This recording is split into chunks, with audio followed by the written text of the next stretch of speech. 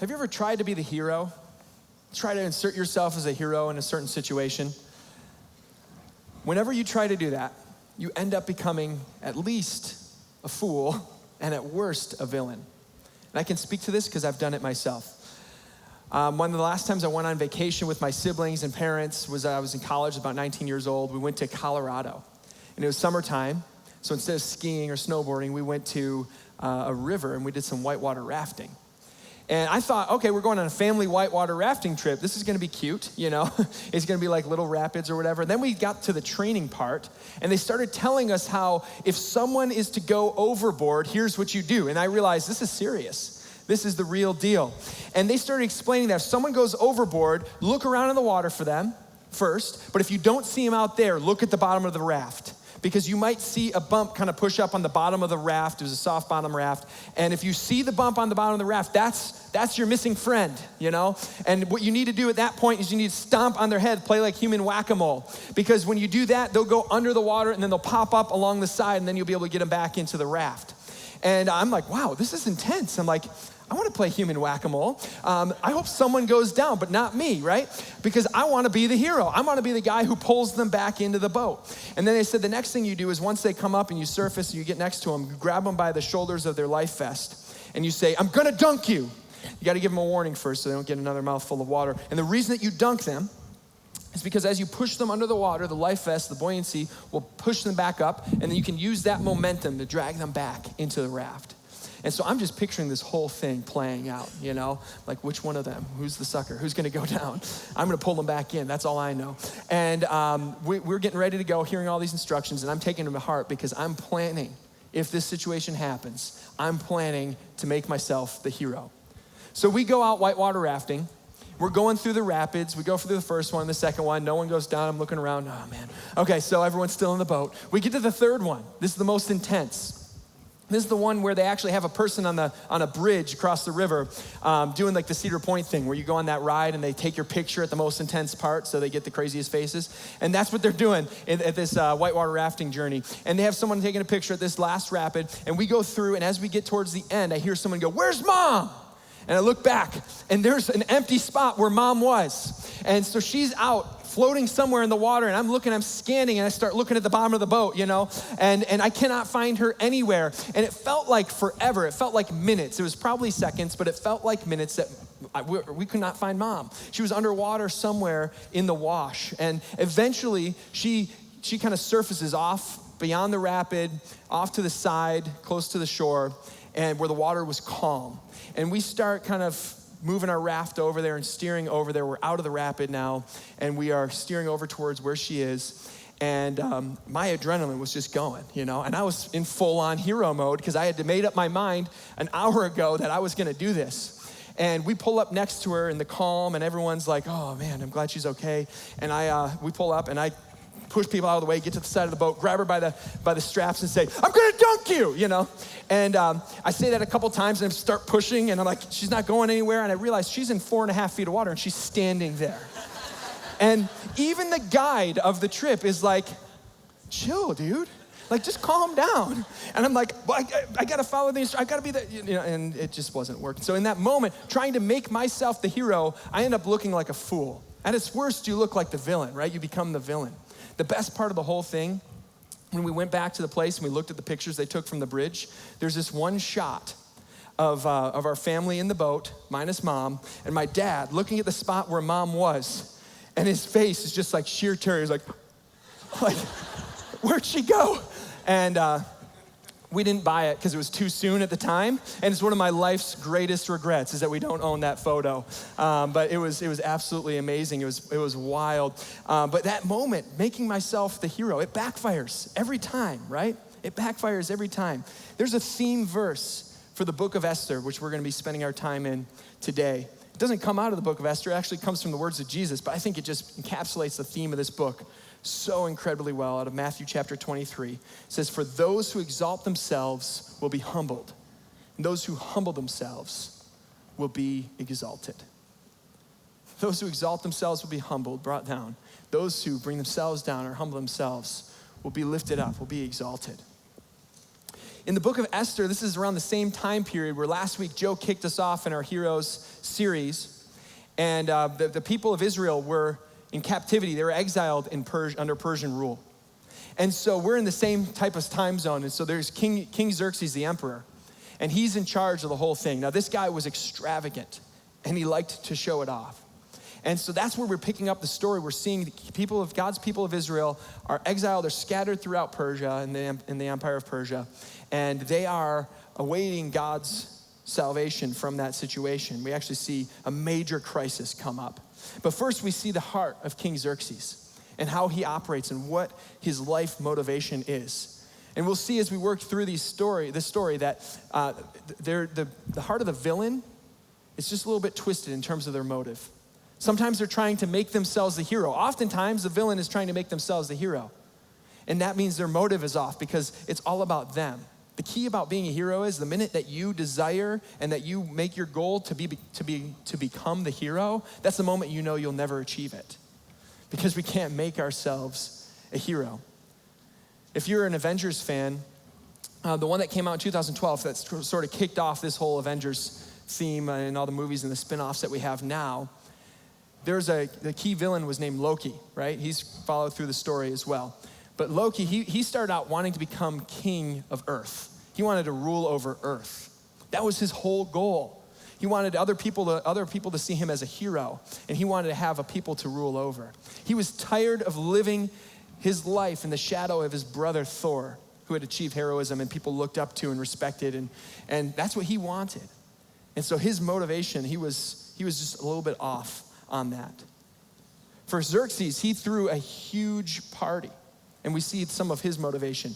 It says for a full 180 days, like 6 months, he displayed the vast wealth of his kingdom and the splendor and the glory of his majesty. He has a party for his nobles and officials and military officials, leaders, that lasts for 6 months so that he can just display his splendor and the glory of his majesty. Villains oftentimes are motivated by their own glory. That's what they're out for. They're aiming for other people to look at them and say, wow, that person's great. Look how much they have. Look how smart they are. Look how powerful they are. Villains are motivated by their own glory. Those who exalt themselves will be humbled. Those who humble themselves will be exalted. After he throws this big 6-month party, he throws another party right on its heels. This one's 7 days. When these days were over, the king gave a banquet lasting 7 days in the enclosed garden of the king's palace for all the people from the least to the greatest who were in the citadel of Susa. So he throws this party, and this one's not just for the nobles and wise men and officials in the government. This party is for just the average person. And he invites all the people near the palace to come and to join in this party. And this one, he pulls out all of the stops. There's food, there's wine, there's unique goblets made out of gold for every single person who attended.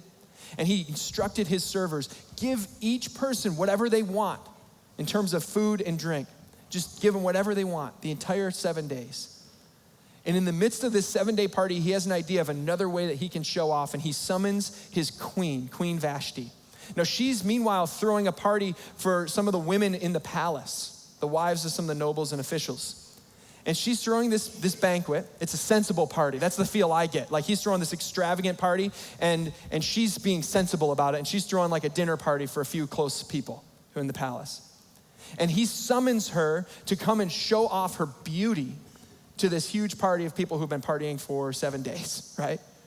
And she's like, I don't know that I want to go there. So here's what happens. In verse 12, but when the attendants delivered the king's command, Queen Vashti refused to come. This is strictly against the rules, okay? This is against all the constructs of their culture and society, let alone the fact that he's the emperor. He has what he feels is control over this giant empire. And now his wife, the queen, will not come at his call. And so what happens? The king became furious and burned with anger. The king became furious and burned with anger. A couple of motivations come out very clearly from these events. First of all, with this big party, this lavish party, villains are often motivated by pleasure. They're self-serving. What can I get out of this? What can I gain for myself? for myself. And he's throwing this big party, and it shows his motivation of pleasure. But then this moment, I think this is the main motivation for him. This moment shows it because of his fury, his anger. Villains are motivated by control. By control. He wants control over people around him, over his circumstances. He wants to have full control. And his control is threatened in this moment because his queen won't come and listen to him. And so what happens? He becomes furious. He becomes angry. He burned with anger. And so he goes to the nobles and the wise men of his kingdom, and he asks for advice. And they give him complete fear-based advice because their motivation is control as well, from what we can tell.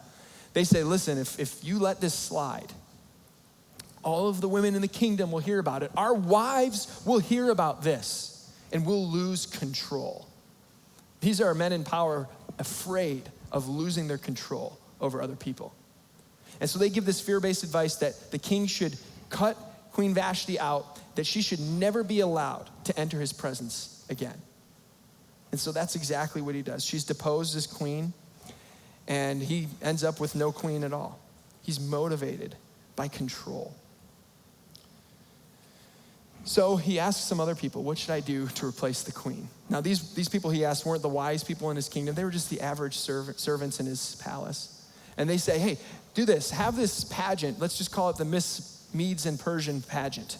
And of all the 127 provinces, they'll have beauty pageants within them, and then they'll send representatives. And their representatives will be displayed before the king. You can pick your new queen, and we'll just fill up the harem, and you can pick a new queen of all these new wives that you'll attain from the 127 different provinces in the kingdom.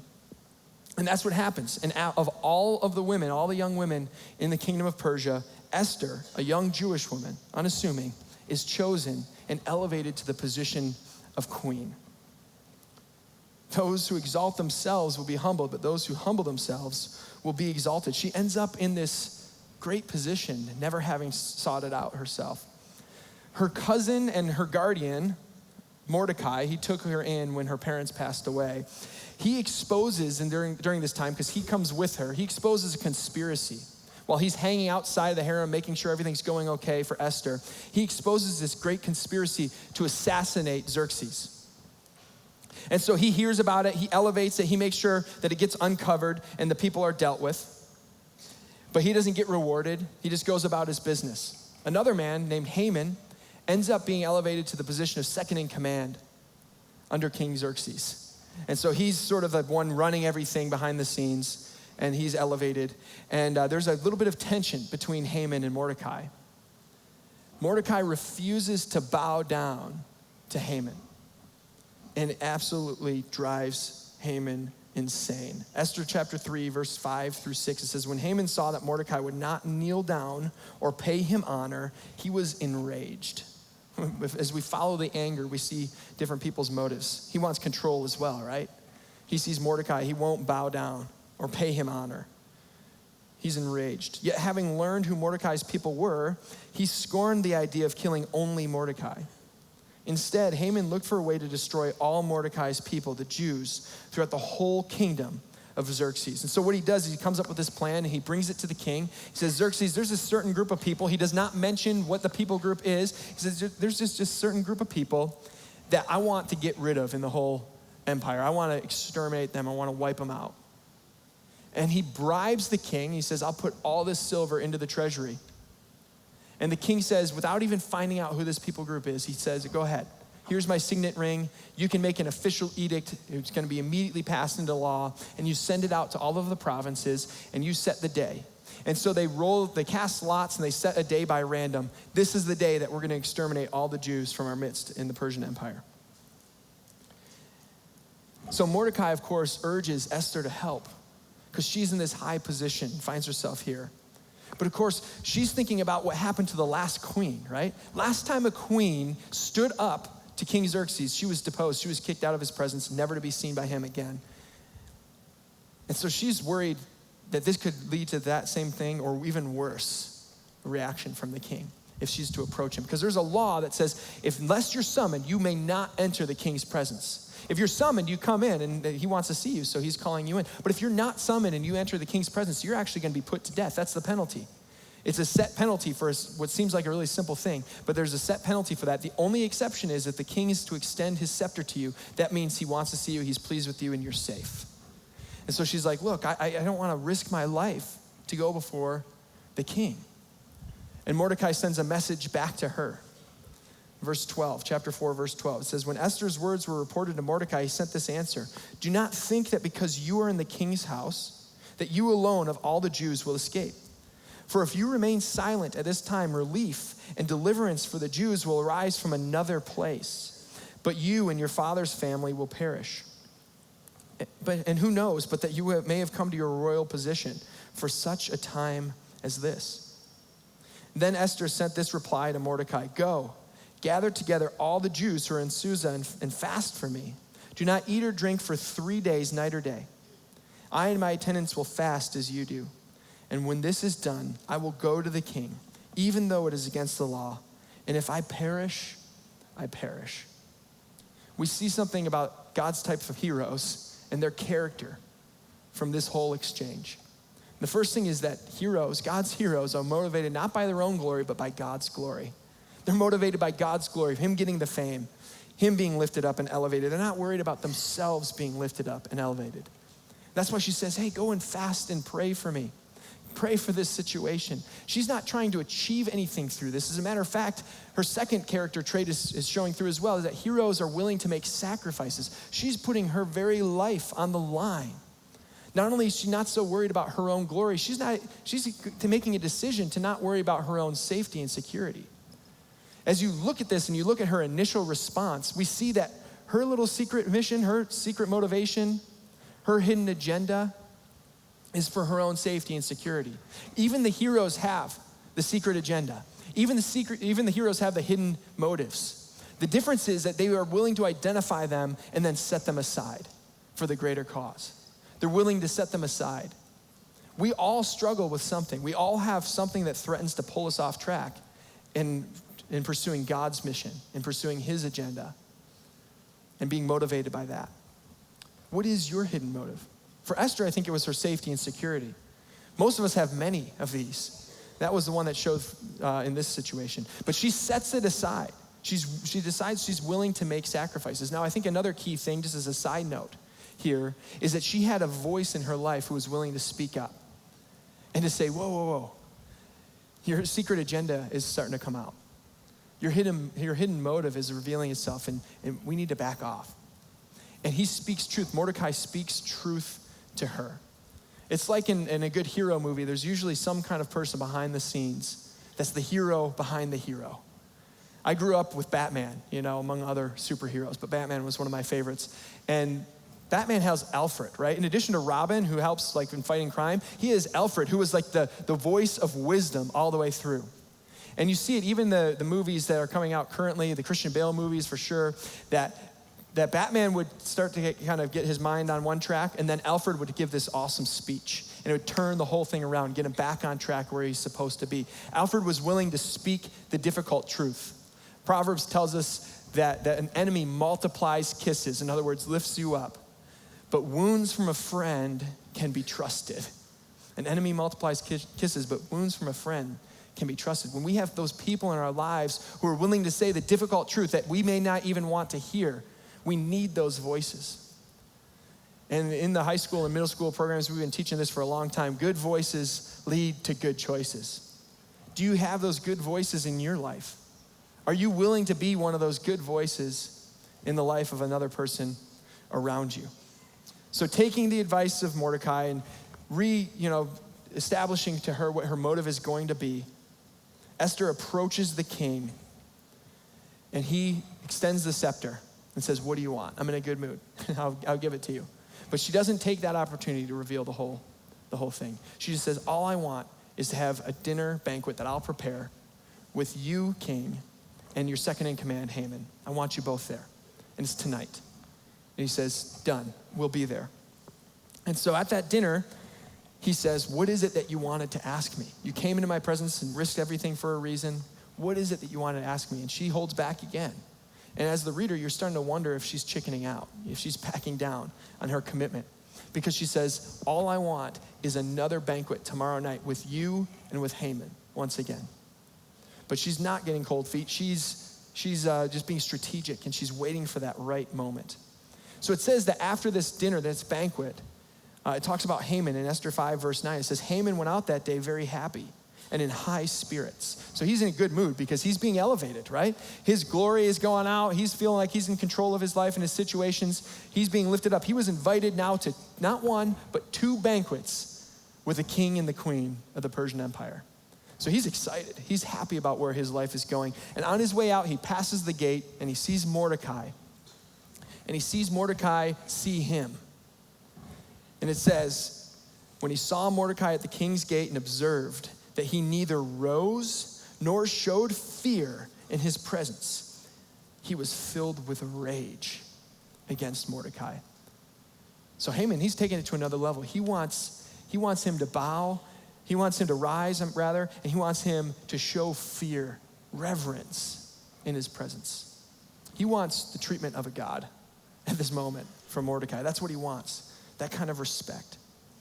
And when he doesn't get it, when it's clear that that he's not in control over this circumstance, he becomes enraged towards Mordecai. So he goes home and he gathers his friends and his wife, and he explains to them the situation and what he's upset about.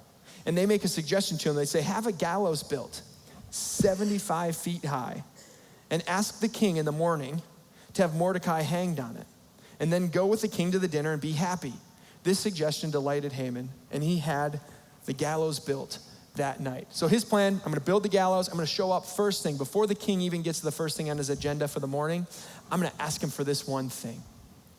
Then he can grant this for me and I can go on and be happy. And so he schemes, he has the gallows built, and he plans to show up first thing in the morning. Meanwhile, the king is trying to go to sleep, and he can't. He can't sleep. This very same night, he can't sleep. And so the king does what any good king or child would do and says, hey, can somebody please come read me a story? Because kings don't read to themselves. And so he wakes up a servant and says, hey, read me a story. And they're like, oh, what story would you like to hear? And he goes, how about that one? There's this really good one. It's this big, long story about me. And the servant's like, okay. And he grabs the book of the history of all the things that have happened during his rule and reign. And he picks up where they left off last time, and he starts reading to him. And it just so happens that very night that the king could not sleep, that the king asked for a story, that he asked for the story about himself, and that the place in the story where they pick it up is the very place where Mordecai exposed in the past, he exposed that plan, that scheme to have the king assassinated. He's like, oh, wow, that Mordecai, I forgot about that situation. What did we do to honor him? And the servant goes, we didn't do anything to honor him. And they're still having this conversation when there's a knock at the palace door, and in walks Haman, ready to request Mordecai's immediate execution. Before Haman can get the words out to ask him that question, the king says, Haman, what should I do for the man that the king delights to honor? Haman's about to ask for Mordecai to be killed. And he thinks to himself, I'm the second in command. Who would the king rather honor besides me? And so he starts thinking this extravagant plan. He's like, here we go. Just off the top of my head, I've never thought about this before. But I think what you should do for the man that the king delights to honor, you should take him and you should wrap him in the king's robe, one that the king has worn. And then you should take one of those horses that was bred especially for the king and that the king has ridden on, and you should put the man that the king delights to honor on that horse. And then you should put some peasant in front of the horse to carry him around and say, this is what is done for the king, the man the king delights to honor, and announce it through the streets of the city. Do that. Throw like an NBA champion parade for him and just announce to the world, this is what happens for the man that the king delights to honor. And the king goes, that's a great idea. I love it. You know what I want you to do? I want you to go and get Mordecai, your mortal enemy. The king didn't know that was a whole backstory was going on. I want you to wrap him in my robe. I want you to put him on my horse. And I want you to be the guy leading him through the streets, announcing this is what happens to the man that the king delights to honor. Can you imagine that flip in his head? He thought he had the upper hand. He thought he had it figured out, and the story's not over. So he does that. He does that whole thing because he knows that if he disobeys the king, it's his head on a platter. And so he goes back home after doing that and before the dinner, and he starts complaining, I thought I had this all figured out, and it's falling apart to his wife and to his friends. And as he's doing that, he gets ushered away by the servants to go to that night's dinner party. This time, Esther doesn't waste any time. She stands up before the king with Haman in their presence and says, here's my situation. This is my petition, king. There is a person in this kingdom, in your palace, who wants to exterminate me and my people and wipe us out. And the king goes, no, who could do this? Who is this person? She goes, the enemy is this vile Haman, and points right across the table, right here. And again, the king is enraged. And one of the servants shouts out, King, there's a gallows that's been built at Haman's house. And the king goes, hang him on it, right there in that moment. And so, chapter 7, verse 10, so they hanged Haman on the gallows that he had prepared for Mordecai. Pushing down to 8:2, the king took off his signet ring, which he had reclaimed from Haman, and gave it to Mordecai. He also gave Esther Haman's entire household, all of his property, which she entrusted to Mordecai's care. Heroes are motivated by God's glory. They're willing to make sacrifices. And at the end of the day, heroes rest in God's control. They rest in God's control. They realize they don't have the circumstances under control. If it looks good for them or it looks bad for them, doesn't matter. They rest in God's control.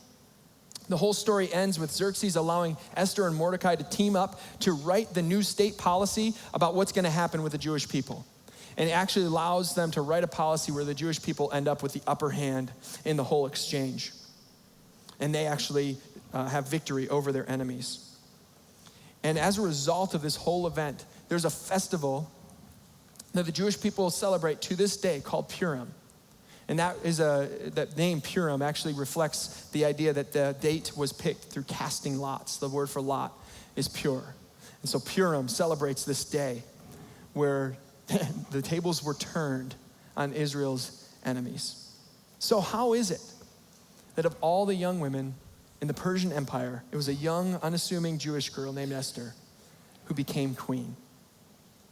How is it that of all the people in the kingdom, it was her cousin and guardian Mordecai who exposed the plan for the assassination of Xerxes? And how was it that Xerxes couldn't sleep the same night that Haman had a gallows built to hang Mordecai?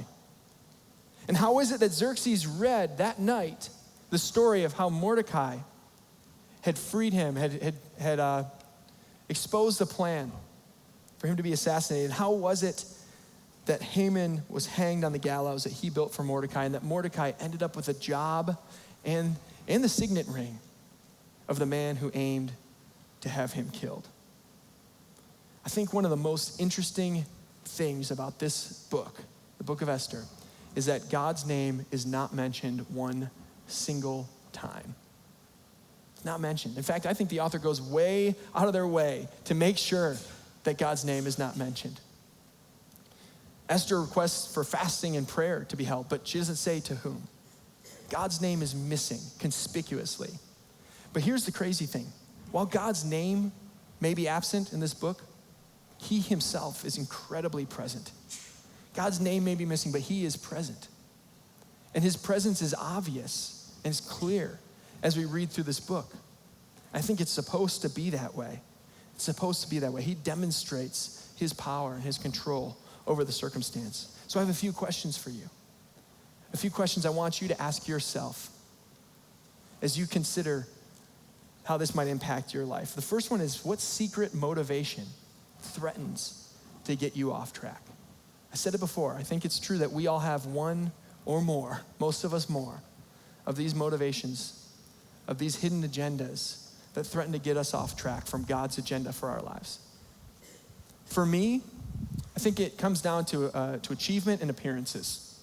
If I really am honest, There are times where I have to fight back that battle of saying, okay, I'm gonna do this for my glory versus God's glory. I'm gonna do this so people recognize me versus recognizing God. That's a struggle. Even standing up here, it's gotta be a heart check for me. Am I trying to speak God's truth, or am I trying to say something in a way that people will appreciate it and give me credit? Okay, so don't tell me I did a good job today because it'll just blow my head up, all right?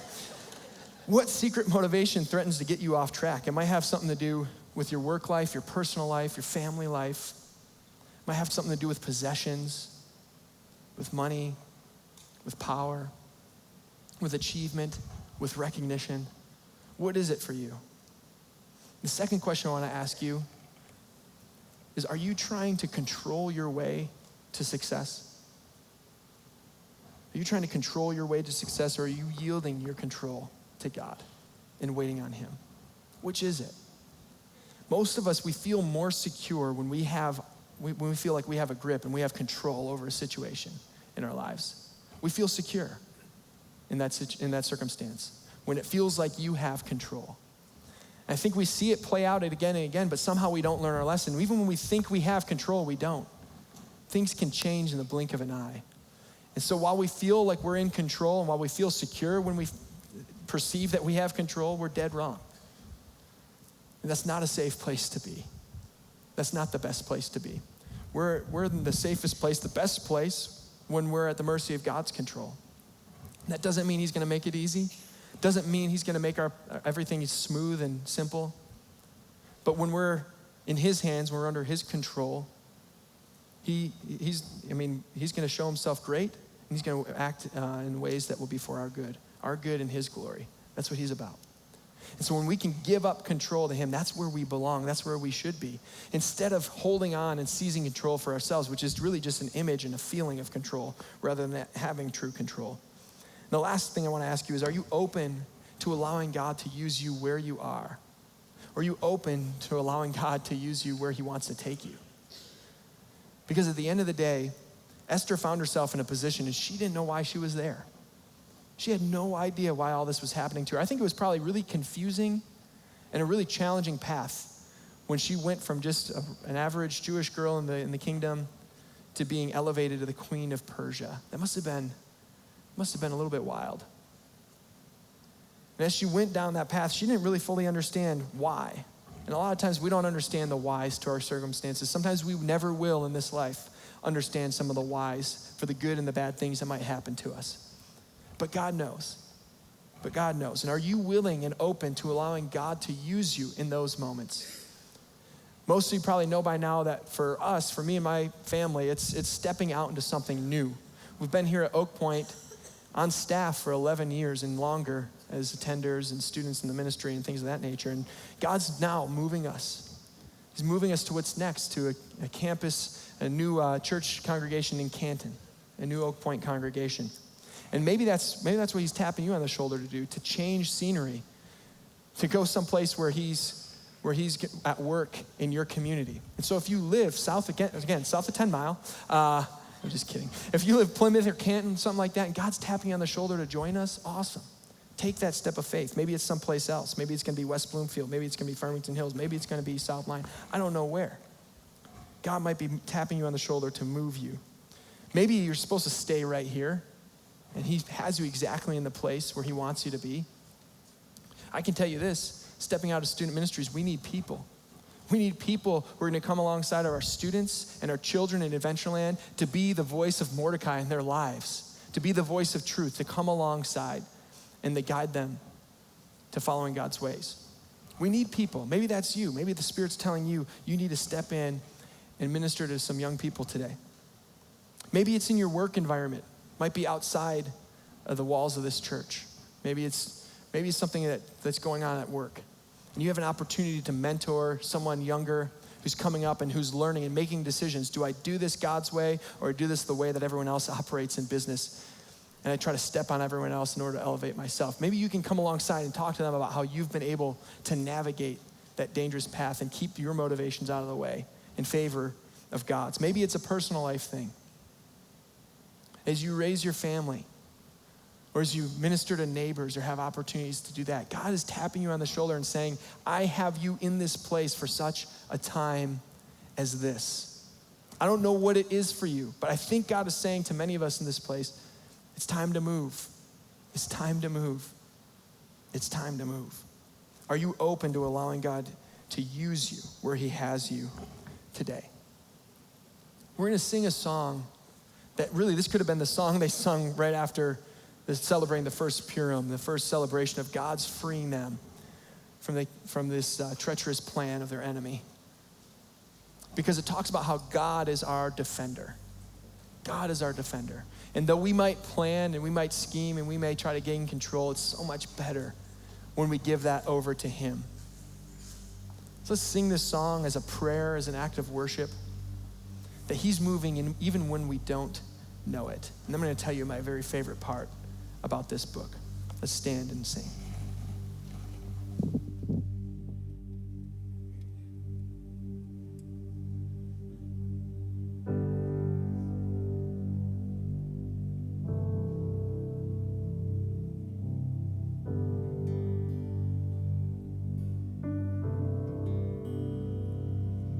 You go before I know that you've even gone to win my war.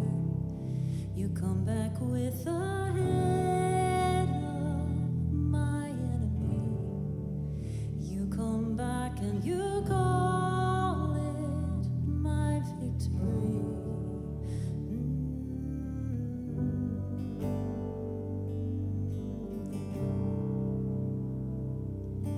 You go before I know that you've even gone to win my war. Your love becomes my greatest defense. It leads me from the dry wilderness, and all I did was praise. And all I did was worship.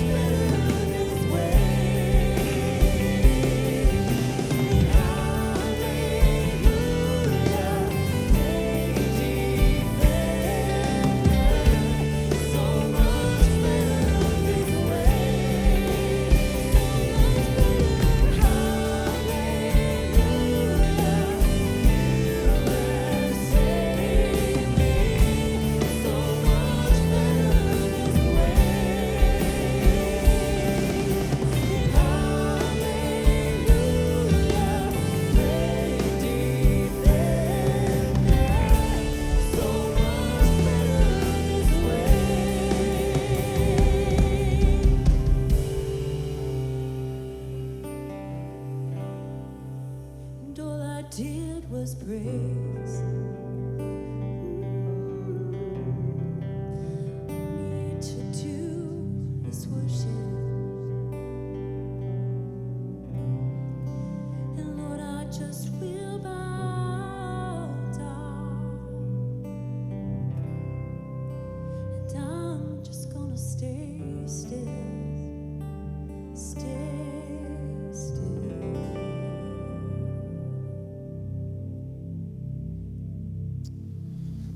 If you don't know what that motive is that's hidden, look at when you get the most angry. As we've walked through this story of Esther, anytime a villain's trying to take over that motivation and it gets interrupted, the rage and the fury builds up. And if something just is a trigger for you, maybe that's that area where you're fighting for that control. And I think with God's name being conspicuously absent in this book, one of the cool effects of that is there's these villains fighting for control, right? Over and over, they're fighting for control. They're fighting for power. They want to control others and their circumstances. And then there's this God who's unnamed. He's not even called out in the text. And it makes his control over the whole situation seem so effortless. I don't know what it is that you're holding on to in your life that you're fighting for control over, but let it go. Let it go. And lean into the plan that God has for you. Let's pray. Lord, we do just that. We call you our great defender. Lord, when we don't even know where we are, you remind us. Lord, you pick us up. When we don't even know you're working, you're fighting our battles. God, when we're confused about our circumstances and we feel like you're nameless in our life, you're behind the scenes, controlling everything. God, we yield that to you. Help us to give it up because it's so much better.